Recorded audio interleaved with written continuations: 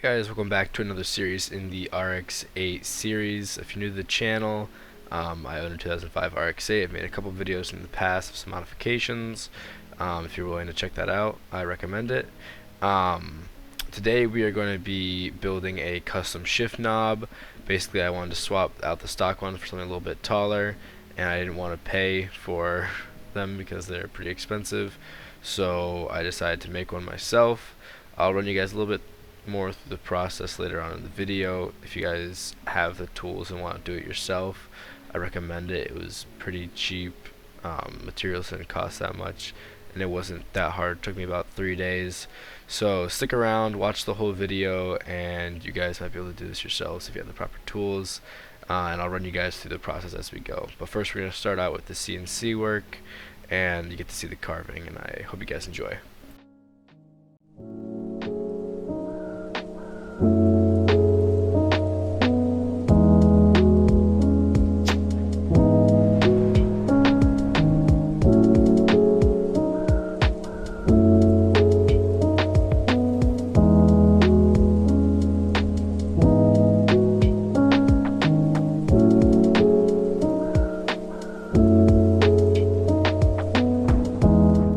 So basically what you just saw was the carving of one of 5 cylinders that we're going to be making for the shift knob. Because I don't have a lathe, we are making individual sections and then we're going to be epoxying them together. So what the CNC is doing right now is it's carving out little like donuts almost. Certain ones are different. Certain ones are made for the threads, certain ones are made for holding the weight, certain ones are made for the cap. So there was different ones made for different things. But basically we did one that was just an entry hole. The second one was for the thread to spin on. 2 more were for the weight, and then the top one was the top cap.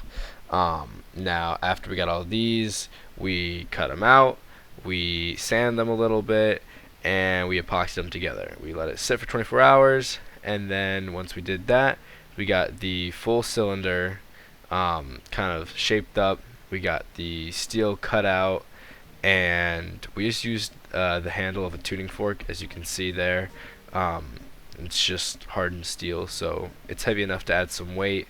And yeah, this was basically just day one, was just designing the cutouts, actually doing the cutouts, doing a little bit of light sanding, and there was a few mistakes along the way. One of them didn't line up, one of the donuts chipped. It happens, so we had to redo a couple of them.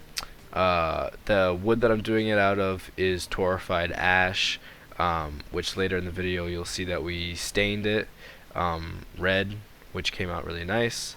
But yeah, so basically this was just day one.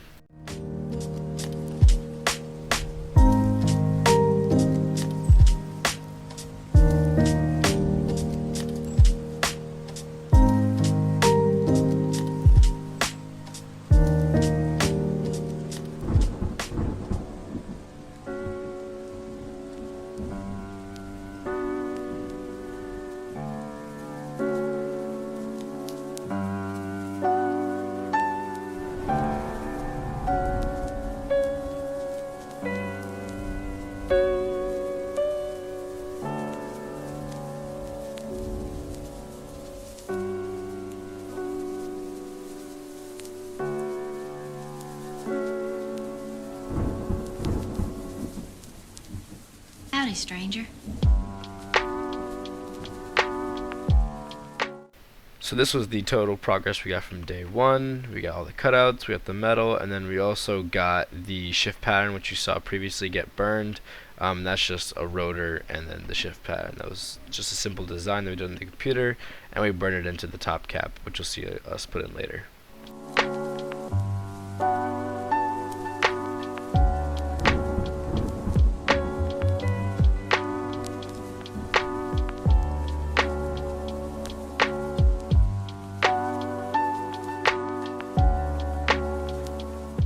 So day 2 I did not get as much footage because it was a lot more hands-on work, but here's some of the remnants. There's the chip donut, there's the top cap that we'll be putting in, and we sanded the cylinder after it was epoxied. We were sanding off not only the epoxy, but we were also kind of shaping it, giving it a taper at the bottom and rounding the top for the center cap. When we were putting the center cap in, we actually chipped the top of it, but luckily we were able to get all the pieces and epoxy it in. Unfortunately, yeah, I didn't get much video because there's just a lot of hands-on work of just sanding and stuff like that. But this was the remnants. A lot more than a five chunks because we had some lost soldiers along the way. But no more than a foot of ash. And this is the finished product. It's very red in this, not only because I was using a flash, but this was directly after we stained it. And we also added a little bit of red and a little bit of espresso throughout the whole thing because there was some light spots, so to darken it up we did some espresso stain as well. The dye was just red dye. And this is what it looked like in the car. I'm super happy with how it came out, and if you guys have any questions, feel free to comment down below. I appreciate it, and I'll catch you guys in the next one.